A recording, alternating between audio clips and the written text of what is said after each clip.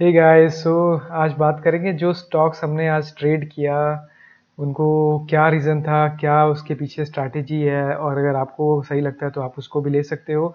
लेकिन उससे पहले आज मार्केट में ये क्या हुआ, ये किस तरीके से एक्सपायरी आई। जो लोग भी आज मतलब बड़ा उनको शौक है कि आज मिड कैप एक्सपायरी करेंगे, कल बैंक एक्स में करेंगे, और कल करेंगे फिन निफ्टी में, बैंक निफ्टी में, निफ्टी में। इसीलिए कहते हैं भाई एक चीज़ में करो और शांति से रहो, सुखी रहो।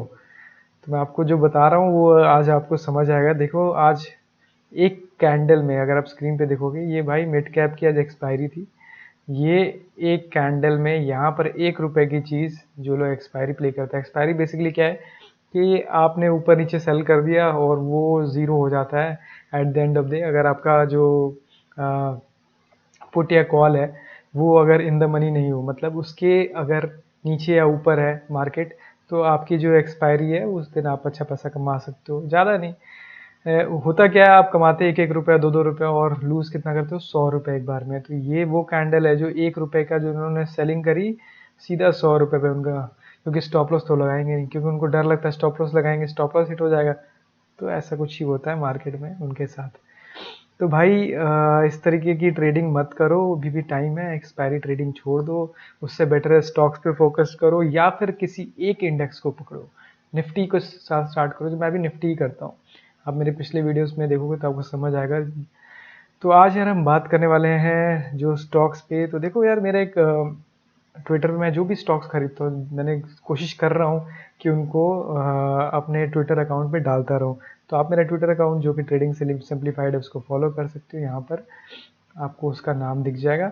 तो यार स्टार्ट करते हैं। उसमें सबसे पहले जो हमने सुबह सुबह स्टॉक लिया था उसका नाम था गेल। यस, सुबह सबसे पहला स्टॉक हमने आइडेंटिफाई किया था गेल। देखो ये वीडियो बनाने का रीज़न ये है कि हम ये समझना चाहते हैं कि स्टॉक को आइडेंटिफाई कैसे कर रहे हैं और कौन से वो स्टॉक है जो अभी हमें अच्छे लग रहे हैं। अगर हम डेली इसको ट्रैक करेंगे तो आपको आराम से समझ आएगा कि किस तरीके से हमें इनको लेना है। तो देखते हैं गेल का चार्ट कैसा रहा। चलते हैं, सबसे पहले खोलते हैं गेल का चार्ट, निफ्टी है ये। हाँ जी, तो गेल का चार्ट, अगर देखो सबसे पहले अगर आपको तरीका समझना है कि ट्रेडिंग कैसे करनी है, तो डेली का कैंडल चार्ट, मतलब हर एक जो कैंडल है वो एक एक डे का है, उसको आप देखो। तो इसमें आप देख सकते हो एक प्रीवियस रेजिस्टेंस था 196 का। तो अगर आप फिर से देखोगे, मेरा जो मैंने पोस्ट किया है उसमें लिखा है कि 197 पे हम उसको बाई करेंगे, 196 197 पे अबव। तो 197 पे हमने एंट्री करी थी, 190 का स्टॉप लॉस था, क्यों था वो भी एक देखते हैं। तो अब हमें ये समझ आ गया कि ये यहाँ पर ब्रेकआउट ट्रेडिंग, बेसिकली ब्रेकआउट का जो स्ट्रैटेजी है वो मैं आपको समझा रहा हूँ कि आपको कैसे कैंडल का स्ट्रक्चर देखना है और पिछला रेजिस्टेंस और सपोर्ट किस तरीके से देखना है, तो वो आपको समझना है। तो आप देख सकते हो 196 का इसका हाई था। अगर आप टाइम फ्रेम छोटा करोगे तो आपको इसमें आराम से दिख जाएगा। तो सबसे पहले डेली पे चेक करेंगे, उसके बाद टाइम फ्रेम को छोटा करके आप इसमें देख सकते हो कि 196 पे इसका रेजिस्टेंस था। तो हमने उसके ऊपर क्लोज जब होगा तो 5 मिनट का, तो हम उस पर एंटर करते। तो आप ये देख सकते हो, ये यहाँ पर इसने एक बनाया 5 तारीख को, और आज फाइनली इसने यहाँ पर उसके ऊपर एंट्री दे दी।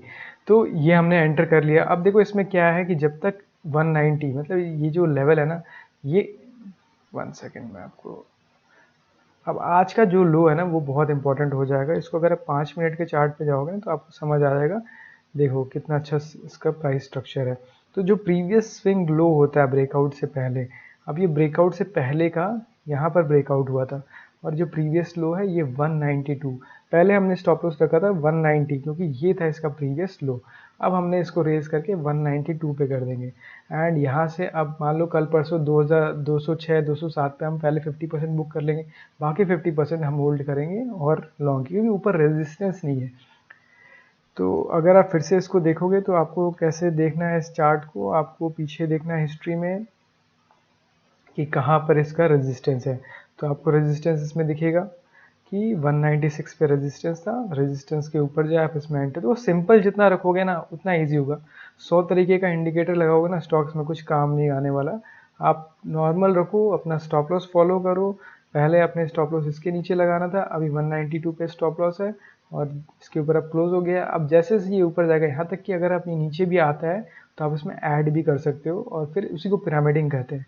और फिर ऊपर ऐसे जैसे जैसे ऊपर जाता है आप इसमें पिरामिडिंग करके ऊपर जाते रहने दे सकते हो। तो ये हो गया गेल जो हमने लिया था। उसके बाद का जो है मेरा ट्विटर अकाउंट है जिसको आप फॉलो कर सकते हो। गोदरेज प्रॉपर्टीज हमने बाई किया है 2600 पे, उसको देखते हैं कि क्या रीज़न था उसको क्यों हमने बाई किया है।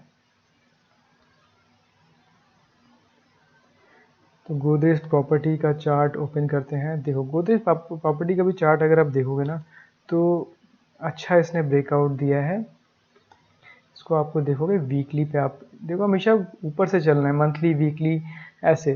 तो वीकली पे इसमें 2600 पे यहाँ पर एक ये देख सकते हो 2600 इसका हाई था। अब इसके ऊपर यहाँ पर ये क्लोज कर गया है और उसके पहले इसने एक कंसोलिडेशन भी दिया है। तो कंसोलिडेशन भी ज़रूरी होता है, जितना कंसोलिडेट करेगा तो वहाँ पर आके उस लेवल पर थोड़ा सा इसने यहाँ पर एक पूरा डिस्ट्रीब्यूशन फेज बोलते हैं इसको, कंसोलिडेट करने के बाद एंड उसके बाद यहाँ पर इसने ब्रेकआउट दिया है। तो एक बार अगर सीधा नीचे से ऐसे आता तो हम नहीं एंटर करते, लेकिन देखो इसमें अच्छा खासा करीब करीब 2-3 महीने से यहाँ पर कंसोलिडेशन हुआ है एंड उसके बाद फाइनली इसने यहाँ पर ब्रेकआउट दिया है। तो यहाँ पर हमने 2500 का स्टॉप लॉस लिखा हुआ है। अगर आप देखोगे इसमें मेरे ट्विटर अकाउंट पे तो आपको आराम से दिखेगा कि यहाँ पर 2600 पे हमने एंटर किया और स्टॉप लॉस रखा है 2500 पे। तो इसमें कोई भी डिप्स आती हैं तो आप कल परसों में भी आप इसमें देख सकते हो। तो बताने का रीज़न ये है कि स्टॉक्स को हम कैसे सेलेक्ट करते हैं, कैसे हमने वीकली पे देखना है, उसके बाद टाइम फ्रेम को छोटा करना है, फिर उसको डेली पे लाना है, फिर आप उसको आवरली पे लाओगे एंड फिर आवरली पे आपको दिखेगा कि कितना अच्छा इसने यहाँ पर ब्रेकआउट दिया है एंड यहाँ पर आपने एंटर कर लिया। इस तरीके से आपको दिखेगा। ये देखो इसका पिछला रेजिस्टेंस था वो वीकली पे भी है कुछ पुराना साल का एंड यहाँ पर इसने ब्रेकआउट दिया है। अब देखो कुछ लोग 2400 के नीचे भी स्टॉप लॉस रख सकते हैं, कुछ लोग इस कैंडल का डे लो भी रख सकते हैं। तो 2500 जनरली मैंने स्टॉप लॉस रखा है। आप देखेंगे इसमें कैसे होता है। जैसे अगर ऊपर गया यहाँ पर तो 2760 पे पहले प्रॉफिट बुक कर लेंगे, फिर नीचे आया एक बार ऐड कर सकते हैं, फिर 2829 ऊपर रेजिस्टेंस नहीं है तो कोई दिक्कत नहीं है, इसमें कोई दिक्कत वाली बात नहीं है। तो ये आपको देखने वाला एक स्टॉक है गोदरेज प्रॉपर्टी जो आप देख सकते हो। देखो जो नेक्स्ट स्टॉक है मैंने अपने उसमें भी मेंशन किया है, ग्लेनमार्क फार्मा हम बाई करेंगे 1000 पे, 970 का स्टॉप लॉस और हम इसको होल्ड करेंगे कुछ 1-2 हफ्ते 3 हफ्ते, देखेंगे कैसे रहता है। तो ग्लेनमार्क फार्मा का चार्ट भी देख लेते हैं कैसे रहा, क्यों, उसका रीज़न क्या है। इसको आपने अगर वीकली पे जाओगे तो आपको दिखेगा कि इसमें एक रेजिस्टेंस था पीछे, ये है वो 1000 का लेवल। तो देखो पीछे का हिस्ट्री बहुत ज़रूरी है। अब इस 1000 से लेकर 1200 तक इसमें कोई भी बीच में रेजिस्टेंस नहीं है, तो आराम से आप इसको 1200 तक का लेवल देख सकते हो।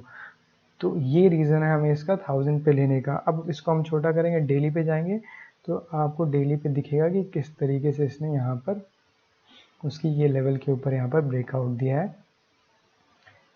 अब ये रेडी है, अगर नीचे कोई भी डिप आता है तो आप इसमें एंटर कर सकते हो। यहाँ पर देखो 974 के ऊपर इसने यहाँ पर ब्रेकआउट दे दिया है फाइनली एंड अब इसका चैनल खुल गया है 1200 रुपये तक का। आराम से इसमें आप मूव देख सकते हो, जो कि मैंने अभी आपको हिस्ट्री में दिखाई। आप पीछे बैक करके भी देख सकते हो। मैं बार बार उसको वीडियो को ज़्यादा लंबी करूँगा नहीं। उसके बाद नेक्स्ट था हमारा क्रॉम्पटन।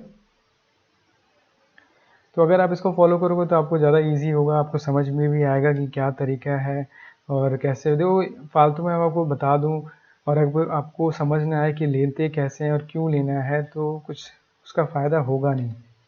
अब क्रॉम्पटन लिया क्यों हमने वो देखते हैं। देखो क्रॉम्पटन में क्या हुआ ना, एक ब्रेकडाउन आया था।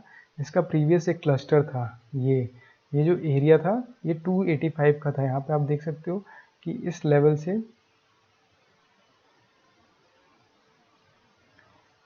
ये वो लेवल है जहाँ से इसने एक ऊपर की तरफ गया था और फिर यहाँ से ही ब्रेक डाउन हुआ था नीचे की साइड, फिर ऊपर यहाँ पर आया और यहाँ पर थोड़ा सा कंसोलिडेट किया एंड यहाँ पर ब्रेकआउट दिया। तो 286 पे हमने एंटर किया है एंड अब ये रेडी है 300 के लेवल को देखने के लिए। तो 300 लेवल के तक हम होल्ड करेंगे, इसमें कोई भी डिप आता है तो आप इसमें बाई कर सकते हो। तो देखो आपको सपोर्ट रेजिस्टेंस समझने की ज़रूरत है। पिछला जो इसका सपोर्ट है देखो यहाँ पर भी इसका एक सपोर्ट था, यहाँ पर है और यहाँ पर भी है।